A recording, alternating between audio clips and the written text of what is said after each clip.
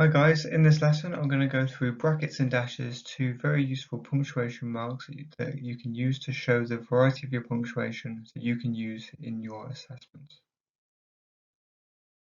Brackets can be used in the same place as a comma, where you would usually separate the ideas and put a comma. So like you might want to say one thing in a sentence such as, I hate English, it always makes my head hurt. We would say, I hate English, comma, it always makes my head hurt, just to kind of separate those two ideas.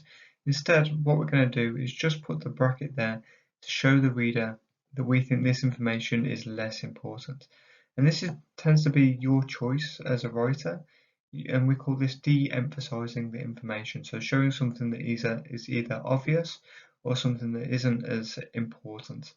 A great example of this is if you're talking about one of your parents. So you could say my mother, and then put in brackets Jane has just gone away on holiday. So it's used there to kind of give information that maybe the audience already knows, or maybe isn't the main point, or just that little bit of extra information. And this is a great thing to do just to kind of show that variety of punctuation. Even though it's not as fancy as a colon or a semicolon, it still is a great way of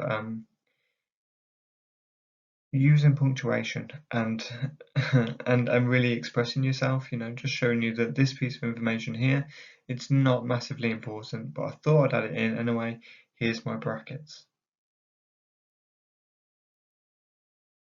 Okay, so here's some of the situations where you might use brackets.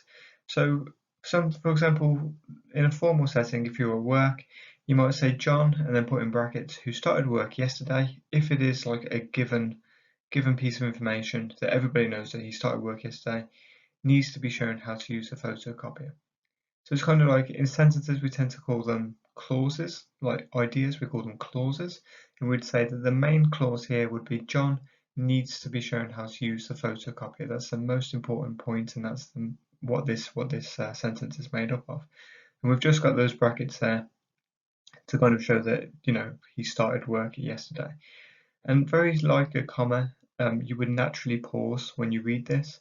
So it would read like this: John, who started work yesterday, needs to be shown how to use the photocopier. So you see it as that nice steady rhythm, the same way you would get that with using a comma. Dashes can be seen as the opposite of brackets, and if you see the dash there, it's like a little minus symbol, almost like we see in maths. So where brackets usually show that information is less important in the sentence, dashes actually show that information is more important. We call this emphasizing a piece of information. So you could have a sentence like, you'll never guess what I got for my birthday, dash, a puppy.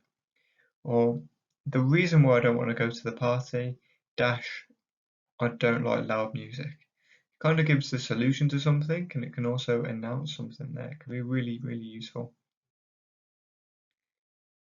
So you might use it in a situation like this. So you might say, I always dislike punctuation. It is always so complicated.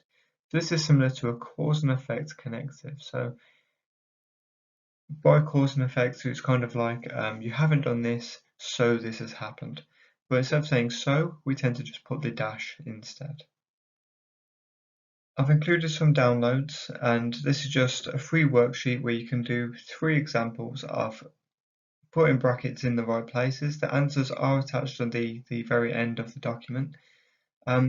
Usually when I'm teaching this for my students, we do 3. The first 3 in this case would be examples where you'd use a bracket, then the other next 3 are where you use a dash.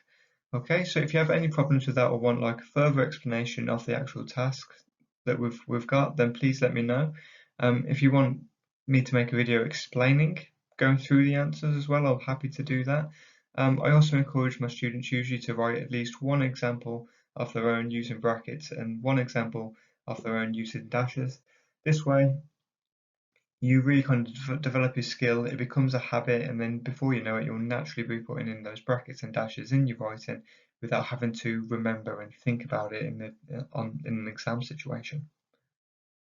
Okay guys, finally, please like and subscribe if you liked any of the videos, or please leave a comment if there's anything I can do to improve. But that's it for today. Thanks a lot guys.